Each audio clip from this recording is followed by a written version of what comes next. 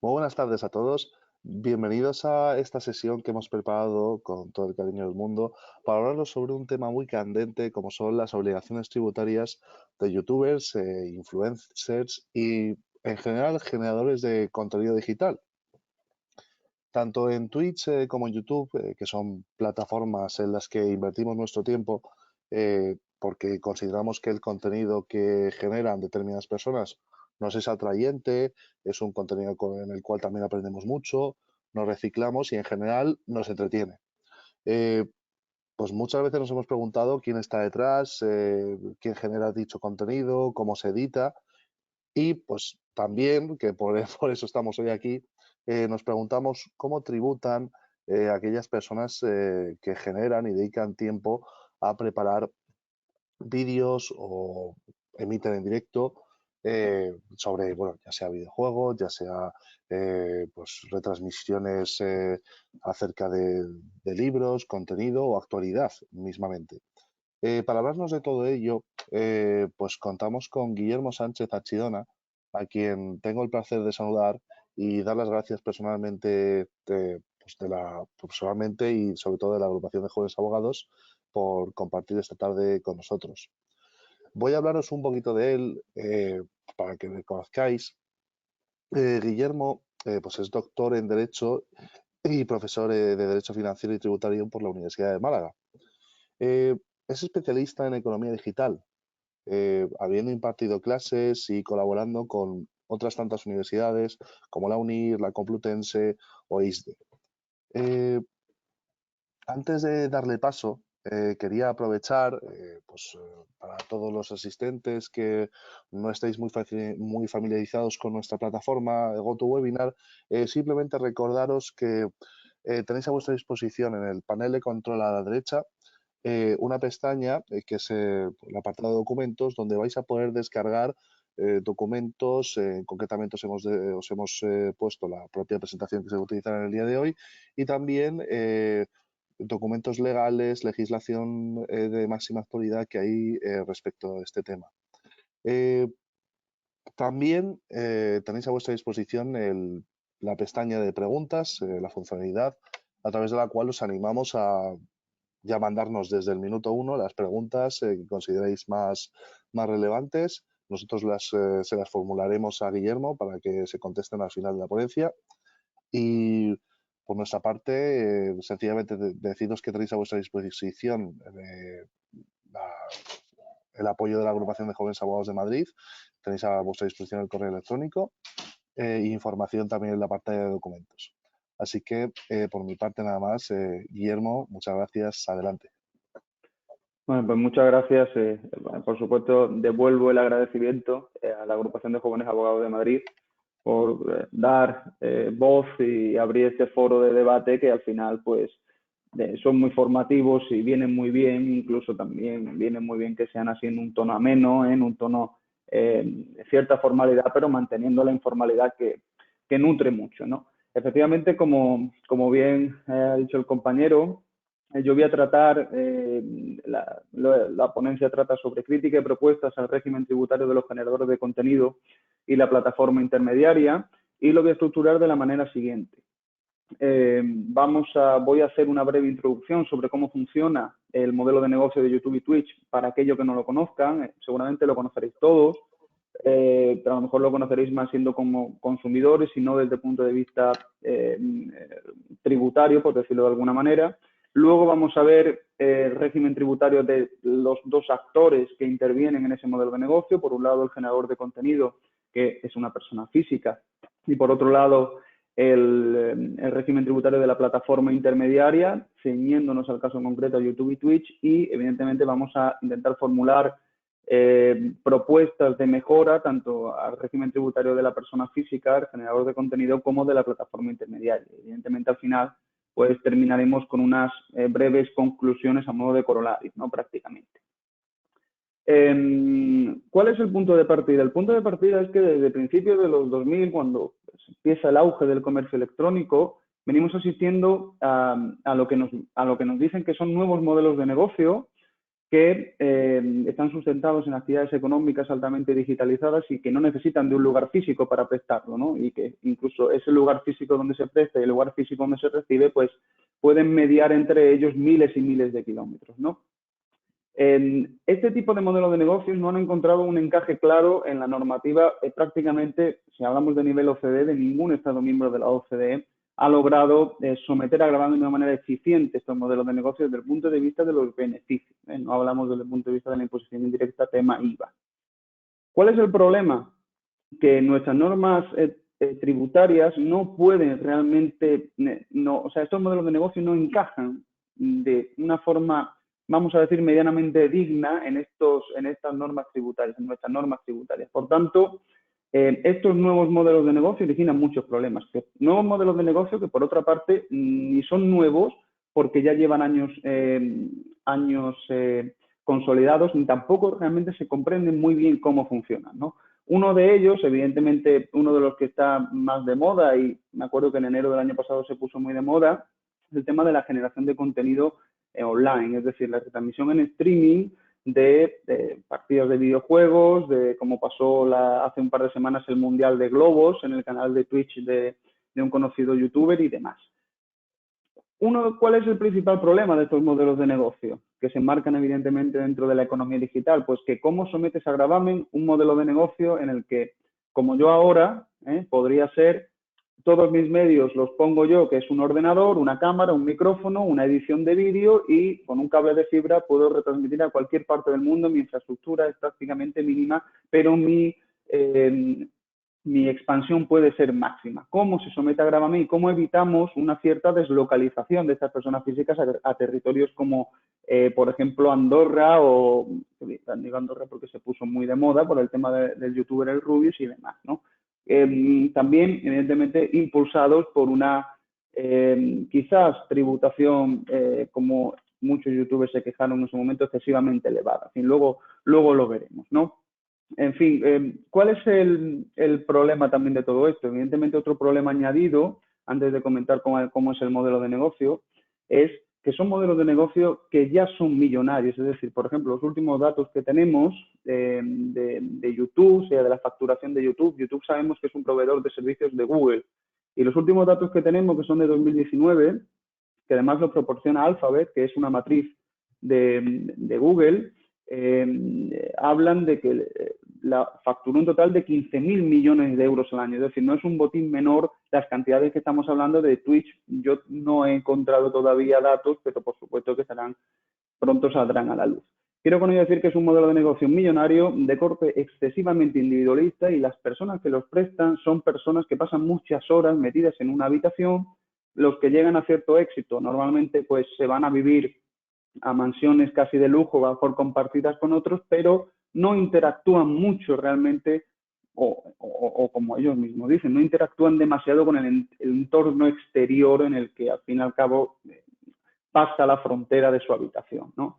¿Qué quiero con ello decir? Que al fin y al cabo, cuando estamos ahora hablando de la tributación de estos modelos de negocio, tenemos que ponernos en un modelo de negocio que cada vez está en clara expansión, porque no solo es que cada vez vaya más su facturación, sino que cada vez hay más generadores de contenido y cada vez hay más plataformas intermediarias. Hasta hace poco solo estaba YouTube, pero Twitch, ahora antes entre bastidores lo comentábamos, que Twitch prácticamente, siendo claros, le ha comido la tostada a YouTube en la retransmisión de contenido online, ¿no?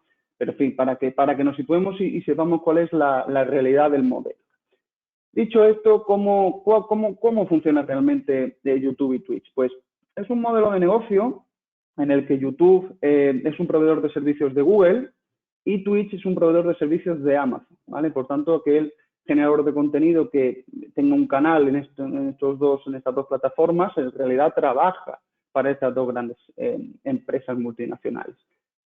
También una de las características de estos grandes modelos de negocio es que hay un profundo desconocimiento y casi un cierto desmerecimiento social, una cierta infravaloración por parte de determinados grupos que no han visto hasta ahora prácticamente, o hasta que saltó a principio de año la problemática, hasta que no saltó la noticia de lo que facturaban y de por qué se iban y demás, no han visto cómo incluso plataformas como YouTube y Twitch podían ser competencia de la televisión tradicional, por ejemplo, ¿no?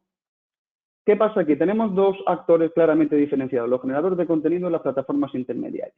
En estos modelos de negocio se nutren fundamentalmente de dos cosas. Primero, ingresos por publicidad, es decir, en Google o Amazon valoran dentro de las solicitudes de anunciantes que tienen, pues dónde puede insertar publicidad antes, durante o después de un determinado vídeo y evidentemente ese margen de beneficio se reparte entre el generador de contenido y la plataforma intermediaria. Es decir, son los proveedores de ese servicio los que al final deciden dónde insertan esa publicidad.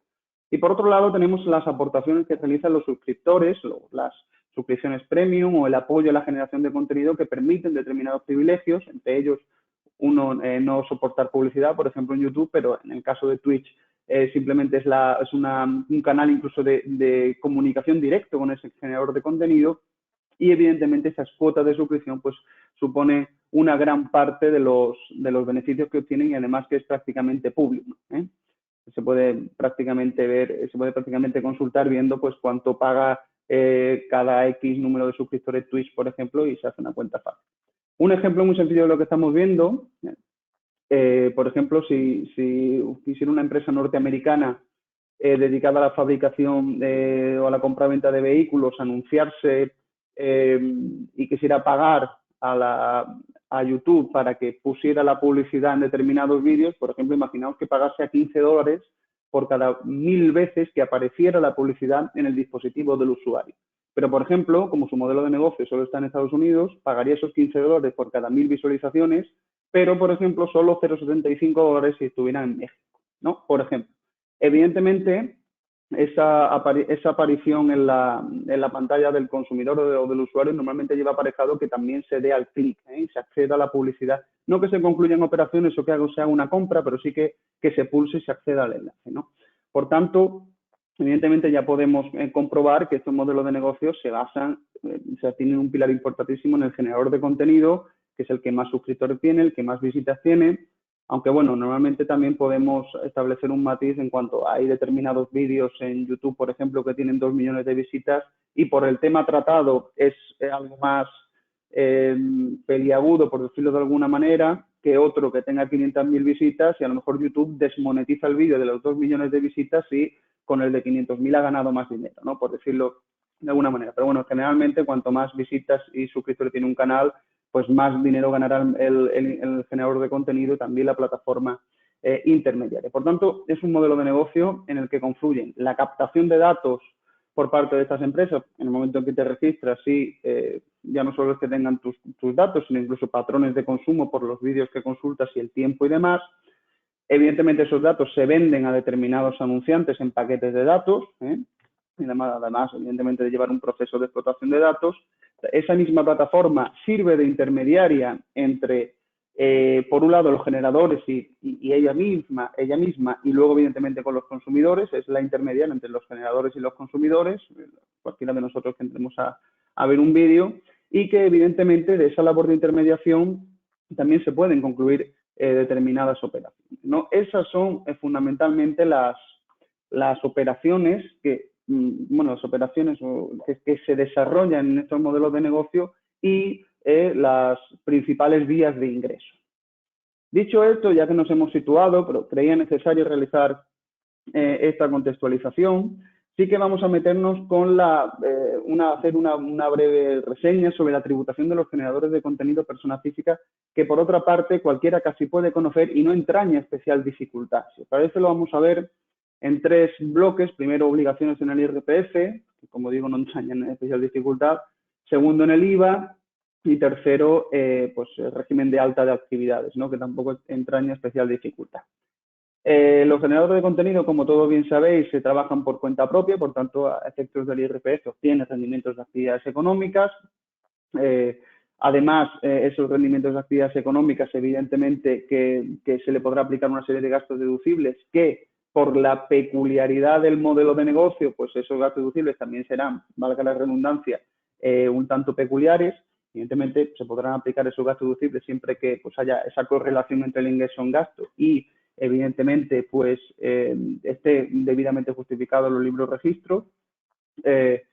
¿Cuáles son estos gastos deducibles que se pueden aplicar los generadores de contenido, o en este caso las personas que se dediquen a esta actividad? Pues, por ejemplo, gastos de edición de vídeo, de postproducción, que en este caso para la generación de contenido es fundamental, aquellos ocasionados, por ejemplo, por la compra de videojuegos que luego se utilizan para retransmitir en directo, evidentemente la cuota de conexión a Internet, amortización de ordenadores, los equipos, las cámaras de vídeo, micrófonos y demás periféricos utilizados para esas grabaciones. Evidentemente también se sabe, es conocida, que hay una reducción aplicable del 20% del rendimiento neto positivo por inicio de la actividad, que no es que se aplique exclusivamente a esta actividad, sino que se aplica a todas, aplicable por 2 periodos impositivos. Y bueno, esto es simplemente a grandes rasgos lo que sucede en el IRPF, que no difiere en realidad del régimen tributario de cualquier trabajador, como digo, por cuenta propia. En el ámbito del IVA, pues tampoco entraña especial dificultad. Generalmente, si se factura por servicios publicitarios, pues es una actividad sometida a IVA, un tipo general del 21%, y pues evidentemente que habrá que realizar las facturas correspondiente. Y en cuanto al alta de actividades, pues hay realmente 2 opciones, o el epígrafe 844, que habla de prestación, o sea, si en el caso que reciba ingresos por publicidad, y en el caso del 961 es el correspondiente a las producciones cinematográficas, porque es el que más se asimila a cuando se suben vídeos a la red, ¿vale? Dicho esto, vamos a, y simplemente expuesto el régimen general de los generadores de contenido, porque son trabajadores por cuenta propia, al fin y al cabo, vamos a ver y vamos a analizar un poco y vamos a detenernos realizando una crítica a este régimen y una propuesta. Cuando hablamos de este determinado modelo de negocio, debemos insistir en que no es un problema de catalogación de rentas, porque ya se saben que son actividades económicas, ni tampoco ni si deben o no emitir facturas, si está o no sometida a IVA, porque evidentemente así procede, ¿no? Estamos hablando de determinados modelos de negocio que no parecen encajar en la normativa del IRPF, y eso es un problema importante. Y es un problema importante porque no solo es que no encaje en la normativa del IRPF, es que no encaja con el punto de conexión para someterlos a gravamen, y de ahí que al final parezca que los youtubers, los generadores de contenido que terminan tributando en nuestro país, lo hacen prácticamente por caridad, ¿no? Prácticamente porque simplemente la buena voluntad de ese generador de contenido que no ha querido irse fuera a Andorra o a cualquier otro territorio que le fuera más fiscalmente más beneficioso, ¿no? De ahí, como digo, toda la polémica que se generó a principios de este año con el Rubius. ¿Cuál es uno de los principales problemas? El principal problema es que si el punto de conexión para grabar a las personas en el IRPF es la residencia, debemos, por tanto, pensar o repensar si se puede mejorar esa conexión al impuesto, o si esos, dicho de otra manera, si esos criterios de residencia que se recogen en el artículo 9 encajan o permiten o no, o permiten que estos sujetos terminen tributando correctamente en el impuesto, ¿no? O si al final incluso se podría proponer algo para que, o se podría proponer un régimen especial distinto del que ahora están tributando y del que tributan todos los trabajadores por cuenta propia, para retener, digamos, de algún modo esta fuga de talento, ¿no?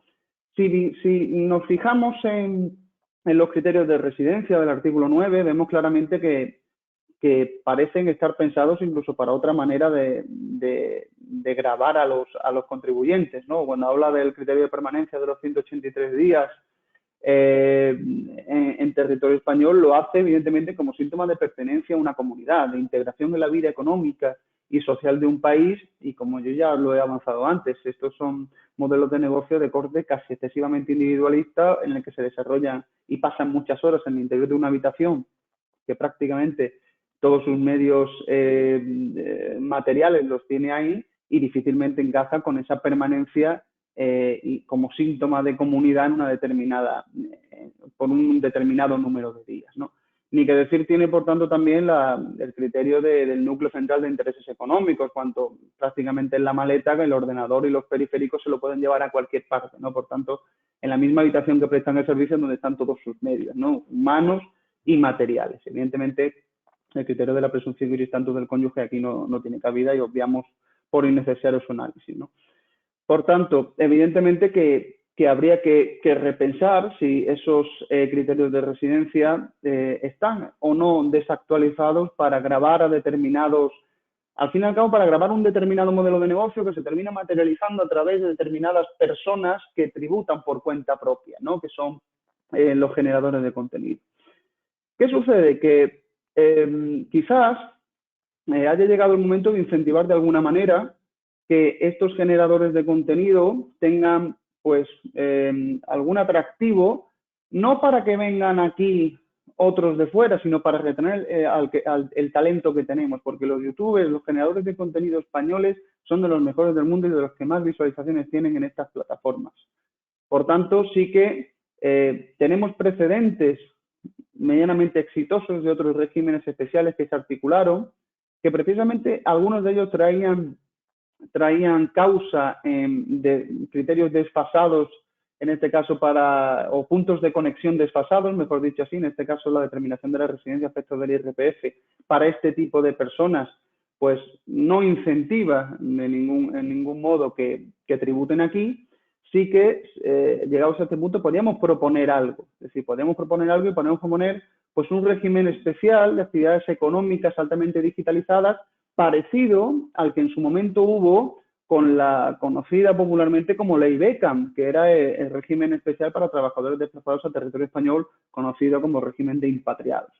Claro, aquí no consiste esta elaboración del régimen en introducir un régimen especial para que vengan determinado trabajador a territorio español porque aporta valor añadido. No, aquí lo que pretendemos es evitar esa fuga masiva de rentas altas, rentas muy altas, porque no sé si alguien es consciente de los ingresos que obtienen anualmente los youtubers y los streamers top y también otros que están por debajo cuya renta evidentemente no es nada baja, ¿no? Este régimen especial podemos articularlo precisamente para retener o para incentivar de algún modo y durante algunos periodos impositivos que estas personas tributen aquí, ¿no? Evidentemente las críticas siempre se pueden vertir en el mismo sentido en el que se profirieron en su caso con la posible falta de progresividad, como pasó con el régimen de impatriados, alguna posible fricción con el principio de capacidad económica, pero bueno, esas críticas siempre están abiertas y si no después también podemos hablarlas.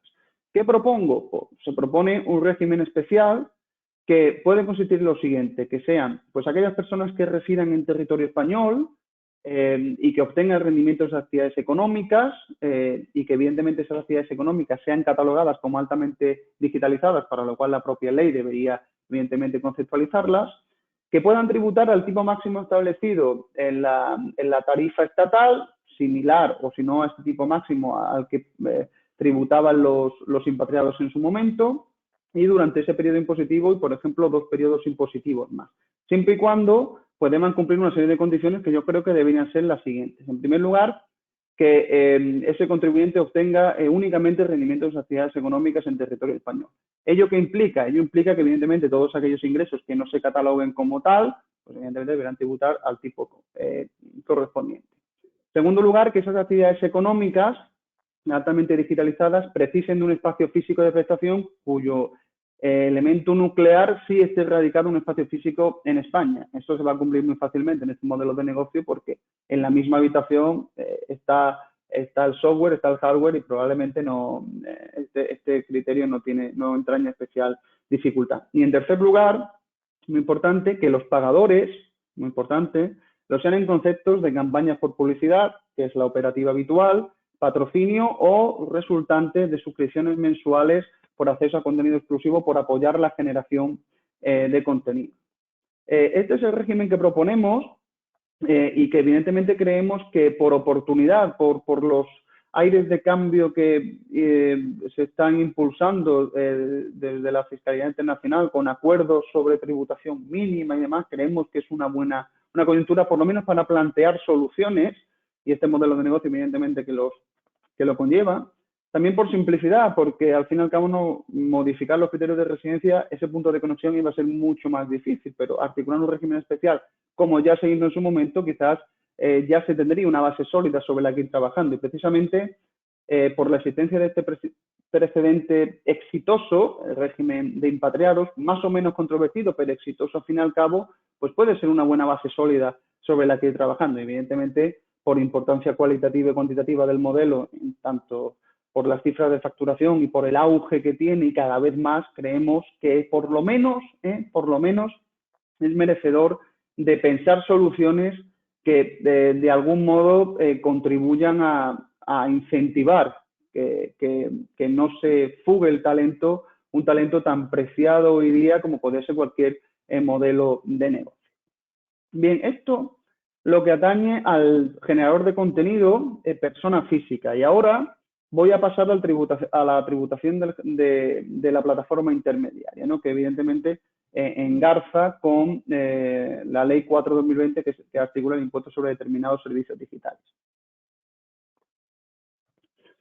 Bien, como veis, sabéis, desde el 16 de enero de este año, que entró en vigor la Ley de Impuestos sobre determinados servicios digitales, no sin antes pasar un periplo por el desierto, esta es la conocida popularmente como tasa Google, se establece un nuevo gravamen para determinadas plataformas intermediarias. De hecho, cuando en 2017 la Comisión publicó una recomendación sobre tributación de multinacionales y tributación justa, en realidad hablaba con nombres y apellidos de determinados modelos de negocio sobre los que había que poner el foco, y uno de ellos era YouTube, evidentemente por extensión a Twitch. Por tanto, simplemente a modo de recordatorio, a modo de contextualización sobre de qué trata este nuevo impuesto, aunque evidentemente esto es mucho más largo de contar en el tiempo que tengo, articula un nuevo gravamen del 3% sobre los ingresos obtenidos por la prestación de determinados servicios digitales. Son fundamentalmente tres gravámenes. Está publicidad en línea, que consiste cuando se inserta publicidad en una interfaz dirigida a los usuarios, ¿vale? En segundo lugar, tenemos los servicios de intermediación en línea, que es la puesta a disposición de una interfaz digital que permita la conclusión de operaciones subyacentes, cuando, por ejemplo, Amazon pone en contacto a un minorista y un consumidor, por ejemplo. Y luego tenemos otro gravamen que consiste en la transmisión de datos recopilados generados por los propios usuarios en la interfaz, es decir, la venta bruta de datos que nosotros mismos hemos ido dejando por ahí, ¿no? Aceptando determinadas condiciones.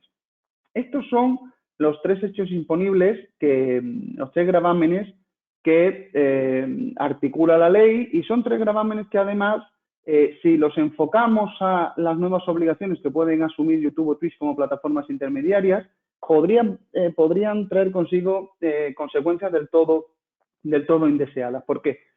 Porque podría dar lugar a la acumulación incluso de los tres hechos imponibles de forma acumulativa, cuando incluso no era esa la idea inicial para la que se articularon los tres gravámenes diferenciados, aunque luego veremos que incluso eso se ha normalizado después. Incluso hay una resolución de 10 de junio de la Dirección General de Tributos de carácter evidentemente aclaratorio que da o normaliza esa situación de acumulación de hechos imponibles, sobre la que después me detendré en el apartado de crítica.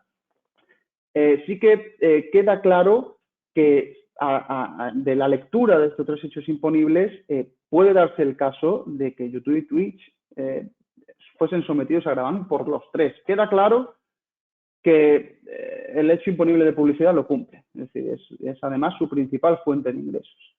También queda claro que realizan operaciones con datos que son muy importantes en este modelo de negocio y que captan datos y que evidentemente después realizan transacciones económicas con ellos.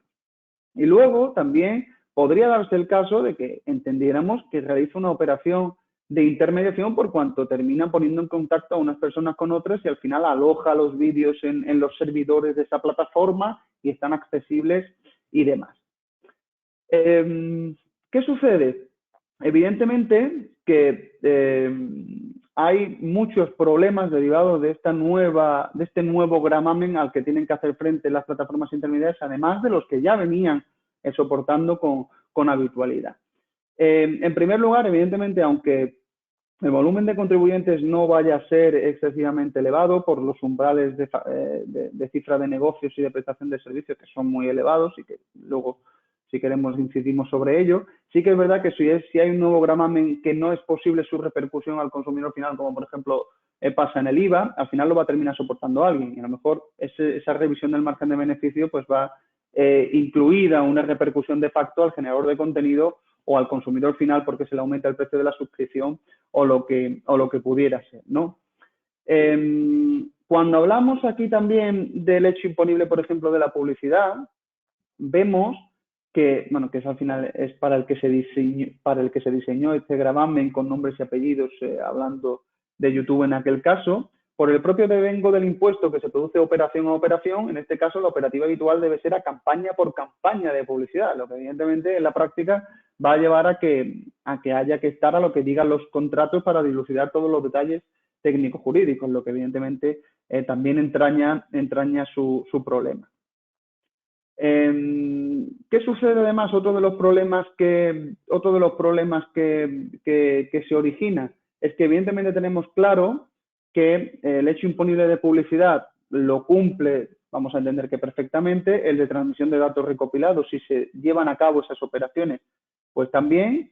Y luego, donde tenemos muchas más dudas y creemos que no ha lugar, es el hecho imponible de la intermediación, porque evidentemente la literalidad de la norma exige que se concluyan operaciones subyacentes dentro de la interfaz, ¿no? Dentro de la plataforma. Y aquí, hombre, salvo que haya algún tipo de reto similar en el que haya alguna recompensa y demás, son situaciones francamente escasas, no parece que con ello sea suficiente para cumplir el hecho imponible de intermediación. Incluso la resolución de la Dirección General de Tributos de 10 de junio va por ese sentido, ¿no? Esta es una visión general de cómo afecta este nuevo gravamen. Evidentemente, como he dicho, esto es mucho más extenso, pero me quiero ceñir al tiempo para que luego también he respetado el turno de preguntas, que sin duda va a ser muy interesante. Sí que he hecho una breve síntesis del cómo de las nuevas obligaciones y algún problema al que se puede ver afectado YouTube o Twitch como al fin y al cabo plataforma intermediaria, aunque luego incluso hayamos dicho que no desarrolla puramente una labor de intermediación en el sentido de lo que dice la ley, ¿no? Pero bueno. Apartado de crítica y propuestas a este régimen. En primer lugar, destacar la disfuncionalidad del propio impuesto, porque al fin y al cabo va a terminar afectando a una determinadas plataformas, como está claro que YouTube y Twitch, pero sin embargo, por ejemplo, sí que se establecen supuestos de no sujeción con respecto a otras, ¿no? Por ejemplo, el caso de Netflix, HBO, Disney Plus, en el que el fundamento de no afectar o de no gravar a estas plataformas es que pues generan un contenido multimedia en el que, según se dice, el usuario no es determinante en la creación del valor. Bueno, estas determinadas plataformas, que suministran contenido multimedia, sin el usuario prácticamente yo creo que no son nada. Y de ahí, evidentemente, incluso el propio éxito o fracaso de determinadas series y demás que por no haber llegado a una cuota de audiencia X no se renuevan, ¿no? Pero bueno, eso es otro tema, el supuesto de no sujeción tiene carácter técnico y también podemos incluso hablar de ello más adelante. Evidentemente, otro de los problemas fundamentales que tiene este nuevo impuesto es que al fin y al cabo articula un nuevo gravamen, como hemos dicho, del 3%, que al final no va a poder repercutirse a nadie, ¿no? Por lo menos no se puede repercutir a nadie de una manera formal como si pasa en el IVA. Y evidentemente que ello, como yo ya he adelantado anteriormente, pues a los incendiantes de publicidad se le va a repercutir y evidentemente después ello va a generar en que el volumen de suscripciones o la cuota de suscripción también yo creo que se va a ver aumentada. Es una repercusión, como hemos dicho, de facto. El problema fundamental que creo que habría que modificar, evidentemente, es establecer un sistema de incompatibilidades entre hechos imponibles, como por ejemplo pasa con el impuesto sobre transmisiones patrimoniales.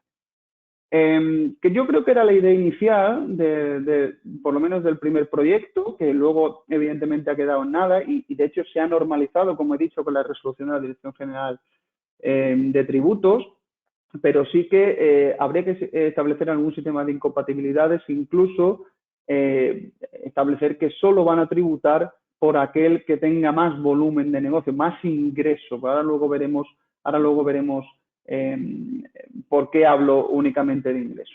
Precisamente, si no se establece un sistema de incompatibilidades, yo creo que da lugar a situaciones del todo indeseables, ¿no? Por tanto, sí que creo que de cara al futuro vamos a ver a dónde llega este impuesto, porque yo creo que la vigencia, virtud de las noticias que tenemos y de los acuerdos internacionales, no va a llegar más allá del 2023, pero sí que creo que se debería revisar y establecer un sistema de incompatibilidades acorde que al final no penalice tanto la innovación, ¿no?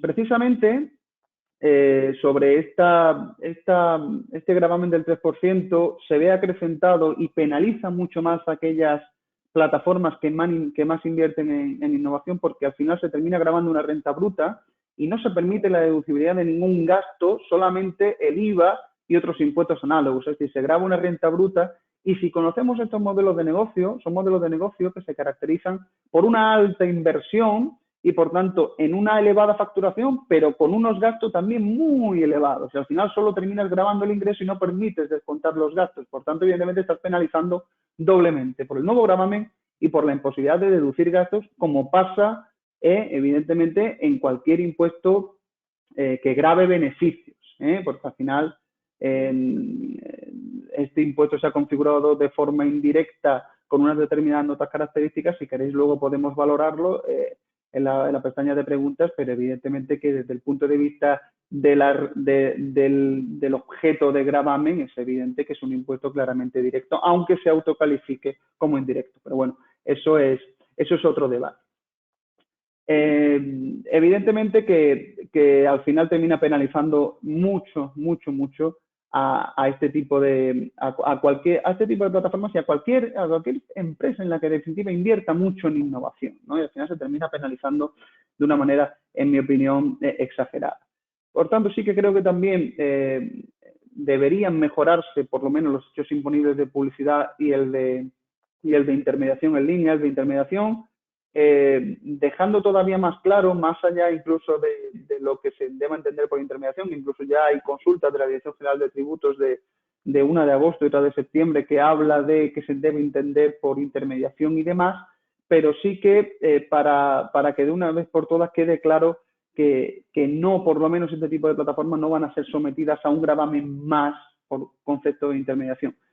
El caso de la publicidad sí que creo, no es que se deba revisar el hecho imponible en sí, sí que creo que se debe poner de la mano, se debe revisar el régimen tributario de los generadores de contenido para ir a la par. Es decir, si introduces un nuevo gravamen sobre la plataforma intermediaria, debes, en mi opinión, evidentemente, reformar ese propio gravamen porque creo que no va a traer resultados deseables. De hecho, la previsión de ingreso que se tenía, ya se ha presentado la primera autoliquidación y la previsión de ingreso que se tenía no se ha alcanzado ni de lejos, ¿no? Pero bueno, eso es otro tema.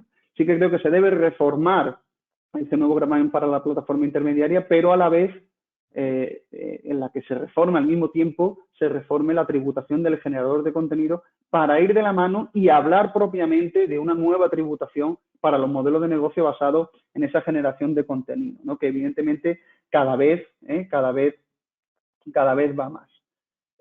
Al igual que, por ejemplo, también digo que no entendí en su momento y sigo sin entender ahora que haya un gravamen para unas plataformas que generan contenido y haya otras plataformas que generan contenido, pero no es en directo ni hay determinados personas físicas generadoras que lo suban, como es Netflix o HBO y demás, y que se articula un supuesto de no sujeción para esta segunda, ¿no? En este caso, no lo entiendo. Sí que creo que evidentemente se debe modificar este gravamen permitiendo primero la deducibilidad de los gastos, eso es fundamental porque son modelos de negocio en los que se realiza mucha inversión.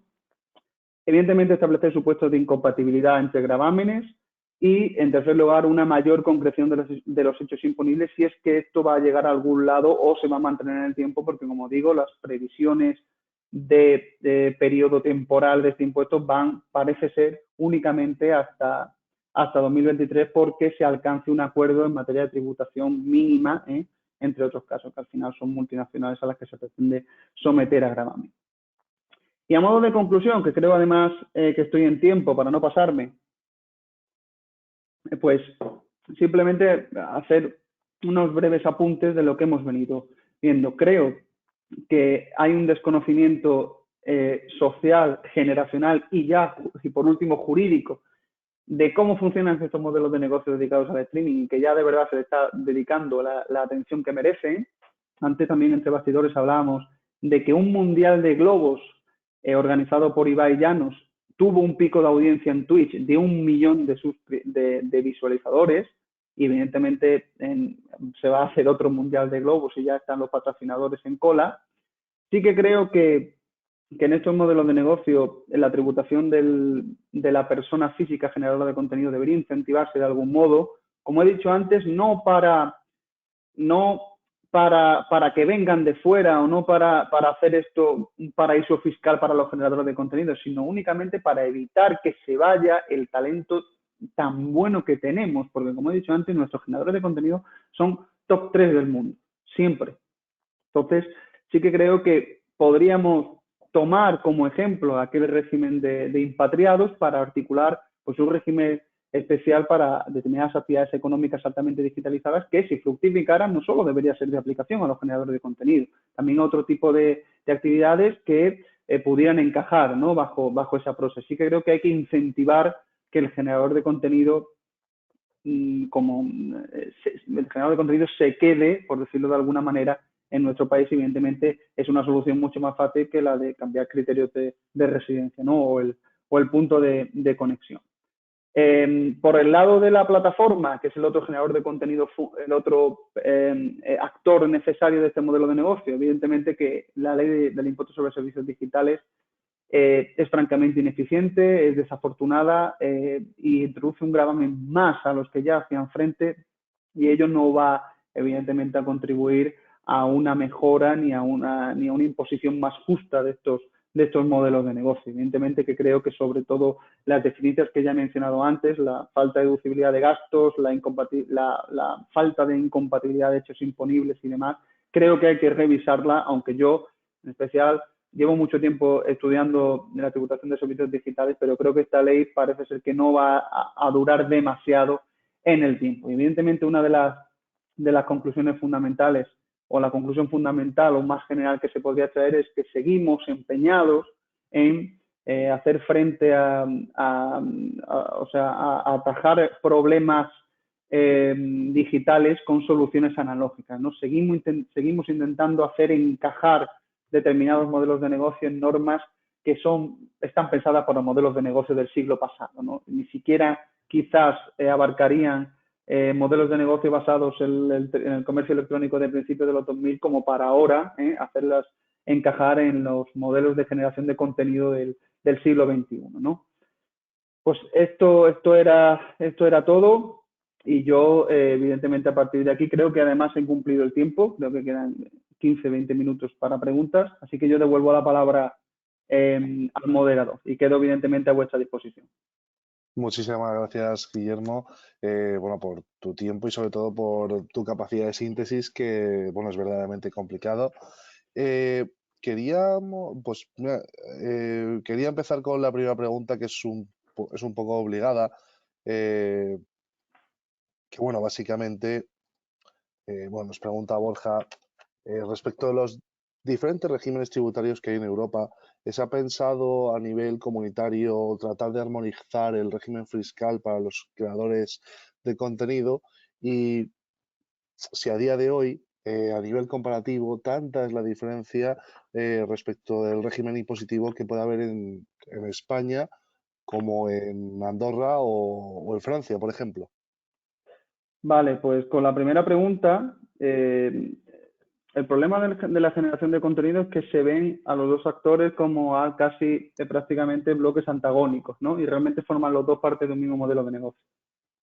Todavía no hay en Europa una iniciativa que hable de vamos a reformar la tributación de los generadores, del modelo de negocio de la generación de contenido. Se sigue hablando por separado y es ahí cuando yo he dicho que lo que se necesita es una solución global para atajar el problema del modelo de negocio, de la tributación del modelo de negocio. Evidentemente que sería deseable que se promoviesen iniciativas, ¿no? Y en cuanto a la diferencia, pues sí, la diferencia es abismal. Yo recuerdo bueno, hay muchos programas en la televisión y muchas entrevistas a youtubers que así lo dicen. Yo recuerdo una entrevista que se le hizo a Ibai, por ejemplo, en un medio de comunicación con un periodista muy reconocido, que hablaba, bueno, de las diferencias. Es que las diferencias eran que aquí, evidentemente, cuando tú facturas muchísimo más, estás sometido a la progresividad del IRPF y terminas tributando el tipo máximo. Eso es evidente, y en función de determinadas comunidades, pues traerá 49, 50 y demás, ¿no? Y evidentemente si te vas a Andorra, pues la imposición sobre la renta es francamente inferior. Al final terminas tributando pues a tipos casi del 10, ¿no?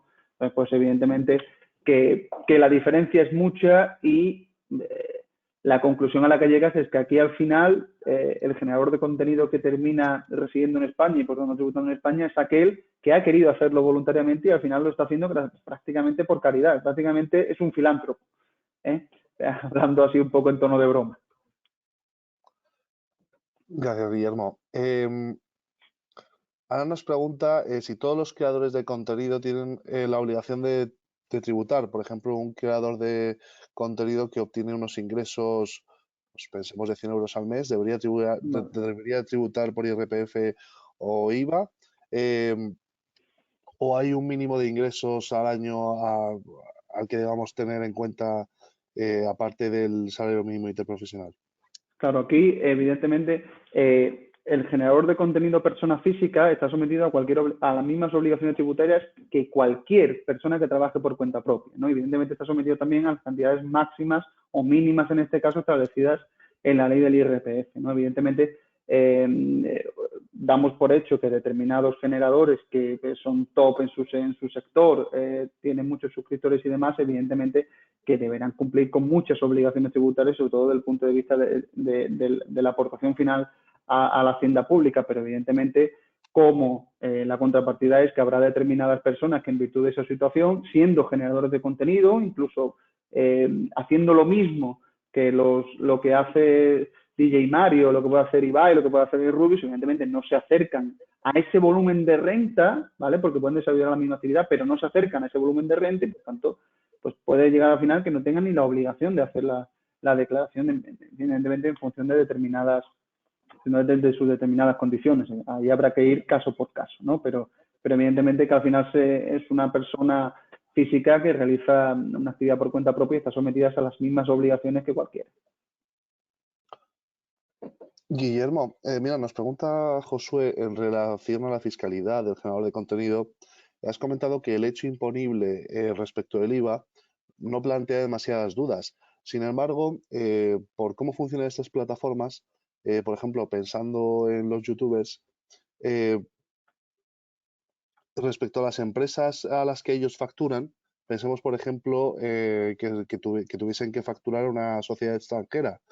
¿Cómo pueden emitir factura o cómo se gestiona este tipo de situaciones? Vale, sí, yo he dicho que desde el punto de vista del IVA no plantea factura, no plantean problemas porque es verdad que está todo más generalizado, ¿vale? Es verdad que por comparación con el nuevo gravamen que tenemos aquí. Evidentemente aquí tenemos que ver el generador de contenido a quién factura en concepto de qué, ¿vale? Aquí habría que también tenemos que ponernos en el caso concreto. Si me concretas o Josué concreta un poco más, lo vemos ahora mismo, pero hay que concretar un poco más. Vale. Em,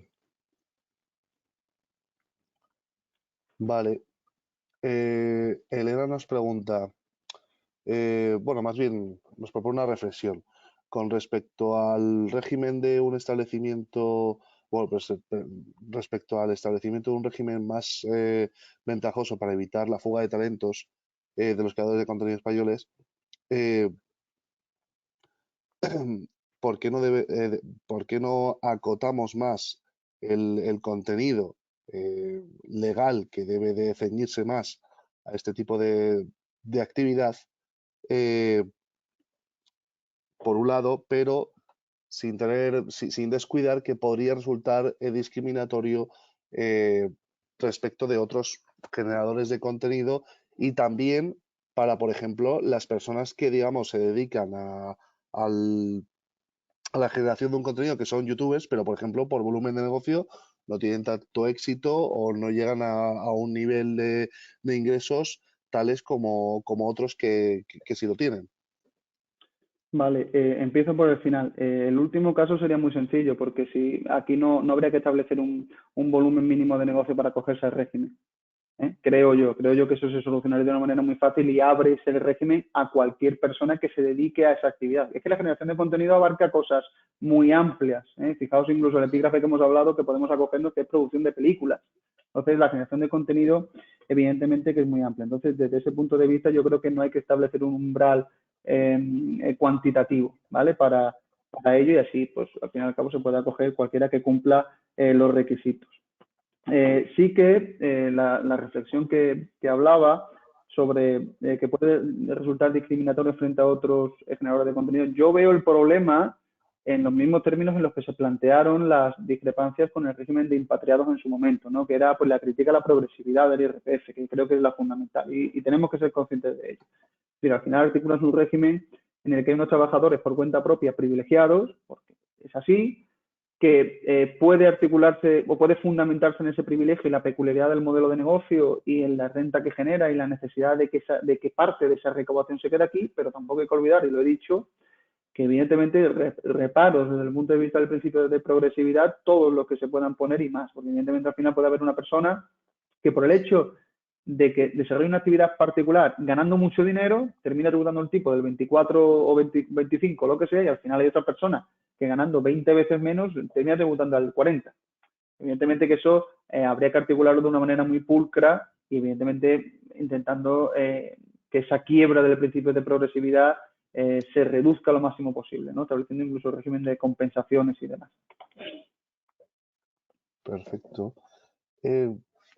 Guillermo, respecto de la publicidad, Isabel nos pregunta si el contenido publicitario que pueda aparecer en un determinado canal la puede elegir el mismo creador del contenido y si los patrocinadores que tiene contratado un patrocinio con un determinado youtuber pueden censurar un determinado tipo de publicidad. Vale, vamos a ver. Con la primera pregunta. El generador de contenido no elige. O sea, eso es el proveedor de servicio, en este caso Google o Amazon, si hablamos de YouTube y Twitch, es el que elige dónde inserta la publicidad. ¿Vale? Por ejemplo, si quiere insertar publicidad de Mentos, ¿vale? Por ejemplo, de la marca de Mentos, que ha sido, por ejemplo, patrocinadora del Mundial de Globos, pues a lo mejor lo va a insertar en el perfil que ha podido ver el Mundial de Globos en Twitch hace un par de semanas, gente joven, gente que ya ha visto la marca, gente, sí, sectores, o sea, perfiles de usuario muy determinados y muy discriminados, ¿no? Que eso evidentemente ahí también funciona el tema de la recopilación y explotación de datos, ¿no? Pero el generador de contenido ni lo sabe, ¿vale? Bueno, lo sabe si ve el vídeo y demás, pero no sabe porque eso lo elige el proveedor. Y luego, que si puedes censurar determinada publicidad, una vez que estás dentro, el generador de contenido no puede censurar determinada publicidad, ¿vale? Simplemente, además, no es que no puedan censurar determinada publicidad, es que si a lo mejor hace algún comentario a lo largo de un vídeo, le desmonetizan el vídeo y prácticamente el beneficio se baja a cero o a poco. Y evidentemente el anunciante no va a querer, le dirá a YouTube y a Twitch que no quiere seguir que su vídeo aparezca antes, durante y después de eso, porque evidentemente su imagen de marca cae, ¿no? Entonces, evidentemente, no pueden censurar determinada publicidad. Esto no es como, por ejemplo, si ellos deciden hacer una campaña publicitaria que se pueden oponer, ¿no? Yo no quiero que mi imagen se relacione con la banca, por ejemplo, no, con lo que sea, que hay alguno que lo ha dicho públicamente. No, evidentemente eso no lo haces. Aquí al final tú tienes un contrato firmado, tú eres al fin y al cabo un generador, trabajas para Google o para Amazon, es que tampoco hay que olvidarlo, tú trabajas para ellos. Claro, parece que no, pero es que funciona así. A nivel aclaratorio, imaginemos que una persona está emitiendo y tiene un patrocinio, por ejemplo, con Domino's y resulta que la publicidad que se le asigna, el anuncio que aparece es de Telepizza. Eso ha aparecido de forma aleatoria. El patrocinador o el creador del contenido puede decir algo al respecto. Vale, el caso es que el patrocinador oficial de esa persona, por ejemplo, sea Domino's Pizza y digamos, sin él saberlo, se le pone publicidad de Telepizza por delante, ¿no? En medio de un vídeo, por ejemplo. En medio de un vídeo, por ejemplo. Ahí, evidentemente, hombre, el generador de contenido tendría algunas vías de reclamación, pero ahí el que va a tener vías de reclamación va a ser, evidentemente, Domino's. Porque y además, vías de reclamación directamente frente al proveedor, que será Google o será Amazon. Porque, evidentemente, su imagen de marca se viene abajo cuando le está insertando la competencia delante. Creo que ha pasado en algún caso, ¿eh? No recuerdo la casuística concreta, pero creo que en algún caso pasó algo parecido. Pasó algo parecido y evidentemente se montó una grande, como es lógico. Es que sí, es que estoy viendo aquí un caso que, se hizo un tiers como una lista de productos que les podía parecer a un youtuber mejor o peor. ¿Qué ocurría? Que claro, que se veían un poco condicionados por el hecho de que estar hablando de un tipo de producto y su competencia a lo mejor es tu mismo patrocinador. Entonces, claro, Sí. tenían un poquito que hablar de una forma más políticamente correcta para que no tuviesen ningún problema. Por eso estos contratos de publicidad, que ellos firman una campaña por un tiempo determinado con un determinado producto, están tan bien elaborados y tan concretos. Es decir, se valora casi cualquier escenario. O sea, pero escenario de los más inverosímiles. Esto parece como lo del contrato de Neymar con el PSG, ¿no? Que se le ponía pues el número de días que podía salir de fiesta y por dónde. Pues más o menos estos contratos de publicidad en los que cada vez se mueve más dinero con este tipo de contratos de publicidad en estas plataformas, pues cada vez están más medidos. Perfecto. A ver. Bien, Guillermo, a nivel práctico, youtubers que, por ejemplo, están empezando y se dan de alta como autónomos y pueden llegar a tener un determinado éxito, pueden decidir luego constituirse como sociedad. Este tipo de casos es muy habitual, que primero pues empieces declarando tus primeros ingresos como autónomo y después decidas constituirte en sociedad. Vale. No es que sea más o menos habitual. Hay casos de youtubers que siguen prestando, o sea, que ellos prestan un servicio como persona física, pero luego a lo mejor hay determinadas operaciones de facturación que las realizan a través de sociedades, ¿no? Eso, por ejemplo, un youtuber que esté situado en Andorra, vamos a poner, que es muy recurrente, pero es que es de lo que más ha salido en los medios de comunicación. Un youtuber que esté situado en Andorra, evidentemente, que ¿para qué va a crear una sociedad si al final está tributando en renta al 10%? O sea, sinceramente, no es que no tiene sentido. Pero desde el punto de vista, si estamos aquí en territorio español y yo empiezo y soy una persona física declarando rendimientos de actividades económicas, luego a la hora de constituirme como sociedad puedo hacerlo y evidentemente todas las obligaciones se enmarcarán en la sociedad. Facturo como sociedad, normalmente los servicios de publicidad, las suscripciones y demás. Se puede hacer, pero lo más habitual es que, a pesar de que en determinados aspectos al final tributas por el tipo máximo en renta, es que tú estés constituido como persona física. De acuerdo. Hay algunas propuestas en este sentido que evidentemente habría que articular, no un régimen especial como el que yo he propuesto, pero sí que un epígrafe particular para esto o un régimen especial en sociedades, este tipo de modelos que también podría ser aplicado. De hecho, estoy investigando ahora sobre eso, ver un encaje sobre un régimen especial de actividades económicas de este tipo en sociedades, que también podría darse incluso de una forma más sencilla, te constituyes como sociedad, facturas ahí y ya está, ¿no? En fin, se puede ver. El nivel de ingresos en este sentido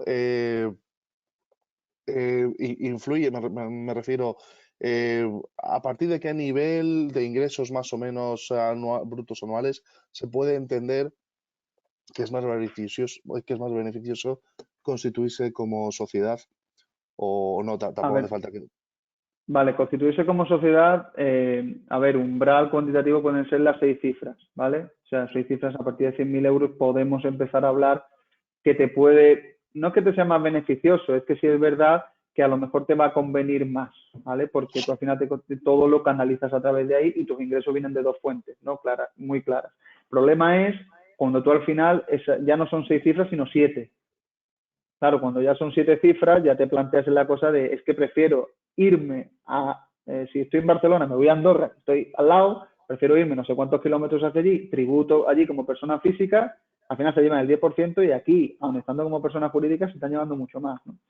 Entonces, evidentemente que la cosa cambia, la cosa cambia. Aquí el problema no lo tiene el creador de contenido que está empezando o el que no tiene, vamos a decirlo, demasiado éxito. Además lo tiene 3 o 4 que son los que hacen ruido, que son los que más ganan. Porque al final el caso de Rubius, DJ Mario, el Chocas, Ibai, son casos muy, muy, muy puntuales. Muy, muy, muy puntuales. La amplia mayoría de los generadores de contenido tienen otro trabajo. Justo. En esa misma línea, de hecho, precisamente para aquellas personas que combinan ser generadores de contenido con otro trabajo, el, el hecho de, por ejemplo, tener contratado o tener un colaborador, una persona, pues un editor, alguien que se dedique a montar pues, la edición de imagen sobre todo, eh, esto también sería un punto más sencillo para esa persona que a lo mejor, pues digamos eso, que se encuentra entre eso, entre a lo mejor 100.000 suscriptores, no llega al millón, que está en una tabla en un punto intermedio. Bueno, eso, o sea, si tú tienes 100.000 suscriptores, ya tienes un editor de vídeo, o sea, tienes o sea, realmente cuando tú ya empiezas a tener un volumen de 15.000, si hablamos de suscriptores, entre 10, 15, porque hay un umbral claro, es decir, si tú no llegas a los 2.000, estás muerto, pero luego puedes ganar mucho en poco tiempo. Entonces, evidentemente que cuando van alcanzando ciertas cotas y determinada cuota de ingresos, los vídeos pasan a ser mejores y contratan a esas personas, evidentemente, como si es persona física, le facturas y ya está, por su prestación de servicios profesionales y poco más. Incluso los grandes youtubers y demás tienen gente jornada completa, lógicamente, o sea, en exclusividad para ellos. Vamos con ya la última pregunta, porque es verdad que no estamos pasando un poquito de tiempo. Eh, respecto a Patreon, ¿cómo funciona exactamente y cómo tributa pues esas donaciones a modo de mecenazgo que se realiza para los creadores de contenido? Pero es que sí, no, el tema de crowdfunding y demás, que es lo que estamos hablando, hay determinados supuestos de no sujeción en el marco de la ley del impuesto sobre determinados servicios digitales. O sea, por tanto, directamente esas situaciones ni siquiera están sometidas a gravamen, ¿vale? Por lo menos en el ámbito, en el marco de la plataforma intermediaria, ¿vale? Entonces, desde el punto, ¿tú me estás preguntando desde el punto de vista de la persona física o...? Bueno, digamos, el funcionamiento, sí, de tanto para la persona, sí, en este caso sí. Claro, evidentemente, si tú, desde el punto de vista de la plataforma intermediaria, ahí no tienes problema porque hay un supuesto de no sujeción, desde el punto de vista de la persona física, evidentemente que tú obtienes renta gravable. O sea, eso está claro. Eso está claro. Otra cosa es la catalogación que se deba tener porque al final incluso se puede catalogar como una ganancia patrimonial. Claro, hay que ser cuidadoso con ese tema, pero de todas formas el régimen de actividades por tema de recompensa, por modalidades, sobre todo de crowdfunding, está muy regulado, ¿eh? ¿Hay algún, Incluso no habría ni que siquiera que aplicar, o sea, habría que ceñirse a la normativa propia que regula ese tipo de modelo que otra cosa. ¿Existía alguna deducción fiscal para el tipo de, para aportaciones, por ejemplo, a proyectos cinematográficos, si no recuerdo mal? ¿Ese tipo de reducciones se contempla algún tipo de asimilación para este tipo de casos? A ver, se contempla, por ejemplo, en sociedades, por ejemplo, sí que hay un régimen de deducciones, bueno, medianamente favorable. Sí que existe un régimen de deducciones así. En este caso, en el caso de la persona física, no, ¿vale? ¿Qué pasa?